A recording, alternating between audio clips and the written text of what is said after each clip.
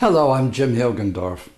Josephine Baker was an American singer, actress, and dancer whose impact went way beyond her stage presence. She lived for many years in the beautiful Dordogne Valley of southwest France in a castle called Chateau de Milandes. Near Sarlat, in beautiful countryside overlooking the Dordogne River, is Chateau de Milandes. The chateau was originally built in 1489, but its most famous owner was an American, the great dancer, actress, and singer Josephine Baker. She was a black vaudeville performer in New York City when in 1925, at age 19, she came to Paris and became almost overnight a sensation. Until her death in 1975, she was a living legend. She called the chateau her world village, and she truly lived out her life as a global citizen. Angelique de Saint Exupery is a member of the family that currently owns the chateau.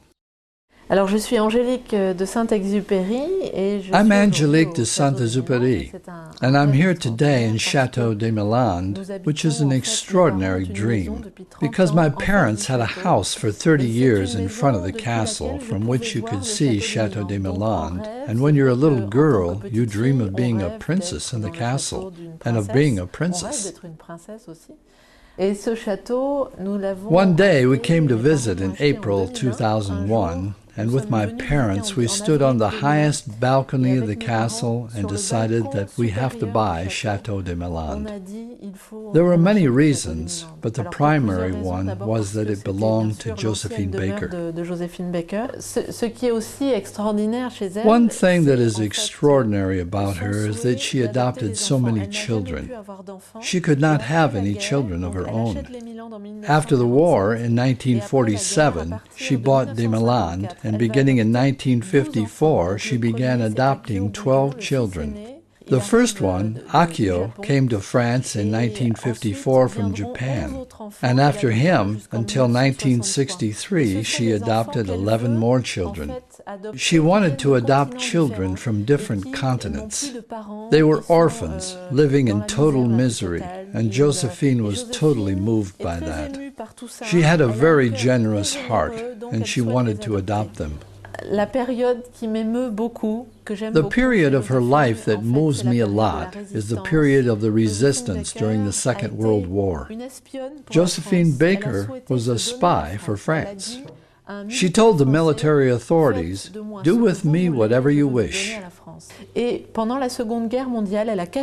During the war, she hid arms in the castle.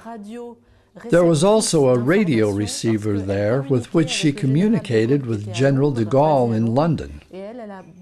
She even had coded messages encrypted into her music, and it should be emphasized that she could have died for that.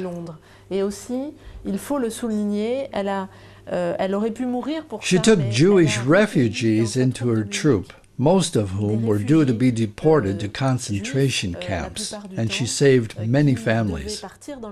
It's extraordinary, and she's a great lady for that.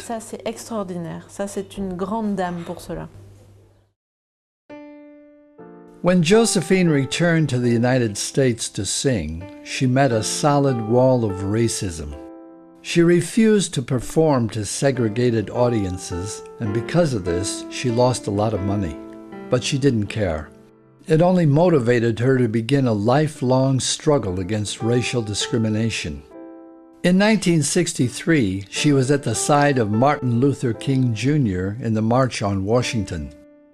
At the core of her life was a passion for living and a fierce determination to show the entire world that there exists but one race, the human race.